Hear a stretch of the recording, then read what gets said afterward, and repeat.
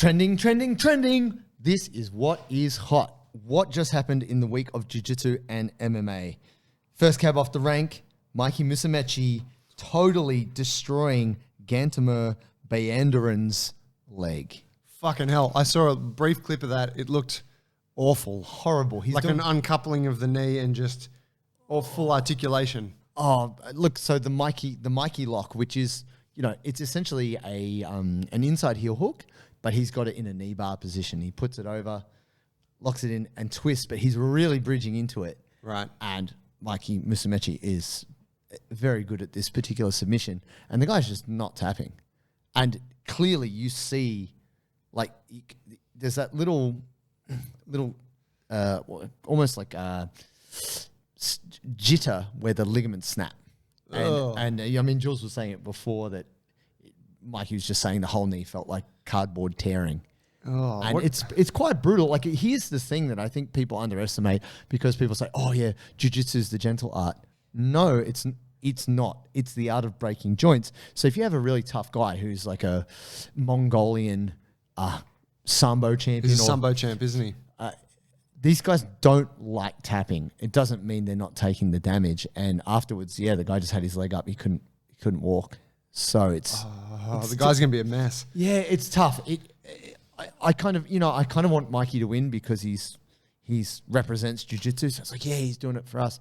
But I don't want to see him end other dudes' careers either. But that's kind of on the guy, right? Well, yeah, you can tap, right? He's a pro. He could have, but he kept fighting, dude.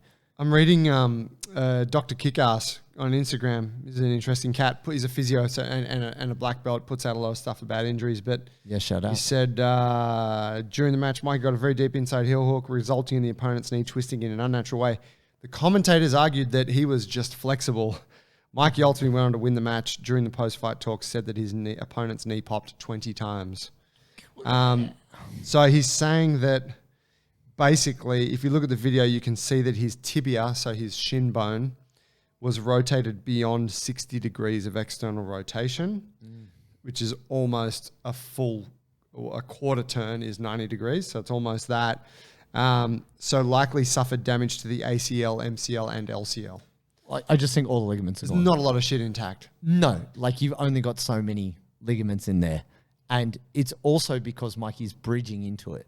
This is the thing people don't understand. This is the kind of, talk about breaking mechanics, like he's providing the rotational torque, but then also bridging his hips into the side of the knee. So then also, like separating the joint. Hyperextending it. Yeah. I mean, you got to say our man Gantamer, he has got a lot of muscles around that knee to just hold it together. So it didn't just... Yeah, it's quite amazing, isn't it? Like what the fucking knee can handle. Yeah. Like what a joint can do when you really push it to its limit like that. Under that stress. So, I mean, look, that's tough. Shout out to Mikey, but man, that was really hard to watch. I just want to let you know that a BJJ blue belt claims that God promoted him to black belt. This one came up. Dude, did your coach promote you? No. God did. He can be seen pointing to a photograph or an illustration. It's him with his black belt on, and there's a picture of Elio, Carlos, I think Maeda, and Jigoro Kano. So he's got, so it's me and the guys. But I think above that, is it Jesus? Like, is that God? He's also is God in the lineage? No, I think it's a tiger. Oh, yeah, naturally, of course. King of the jungle. Yeah, above all. Yeah. So this was fucking hilarious. McDojo Life covered this, which was where I first learned about it on Instagram. He did a YouTube video, which I would suggest watching. I haven't actually checked out that. I saw the Instagram piece and that was enough. We'll put a link to the YouTube video in the show notes. So the guy is a polyamorous flat earther, apparently. This is on Reddit, all right? Promoted his 2 wives from brown belt to black belt while he himself was a brown belt. Of course. Naturally.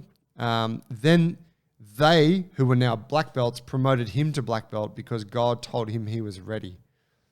Of course. That's what it is. When you know, you know. Exactly. You know? And when you know you need 2 wives to keep them happy, you've got to make them black belts. I mean right? Simple. Yeah, I need protection. I got nothing against polyamorous. I'm like, yeah, if you can make that work, that's sick. Sounds like a lot of work to me. Flat earthers, I got a little bit of a problem with you fucks. Let's have a conversation outside of the show. But yeah, I mean, it's just amazing, right? That this day and age, you know what? I was going to say that this kind of fuckery can still happen. I think it happens more now. Well, it's like when you think about it, there's freedom to do it. You could just open a place and go, you know, I'm a fucking black belt at this shit. It's called fucking JT Kwando.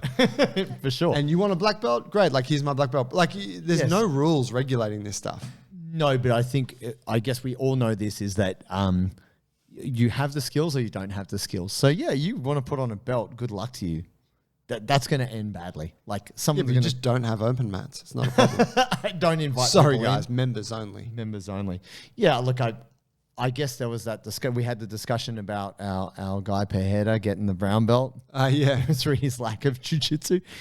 I guess it's one of those things. If you care about this thing, which is the belt system, or you care about working hard for something, that kind of just really is quite ridiculous. And you can understand how that might upset people. But also this person sounds like a complete like whack job. So you're like, who cares what they do, right? Like it's a bit mental. Yeah, absolutely. Now, I got to just check something. I think that the Paulo Costa-Robert Whittaker fight that we trended on a couple of weeks ago has been cancelled. Oh. I think it might have actually been cancelled at the time of recording. Dang. That's a real shame. That was going to be 12th of Feb, but that's now off. So what's the replacement fight? I don't know. Fox Sports, Aussie star Robert Whittaker, very upset over Blockbuster. Blockbuster Perth fight falls apart. It appears that our man Bohachinha had to go and get filler in his lips and maintain, obviously, how handsome he is as it being a key to his UFC career. Yeah, so this is a really interesting one.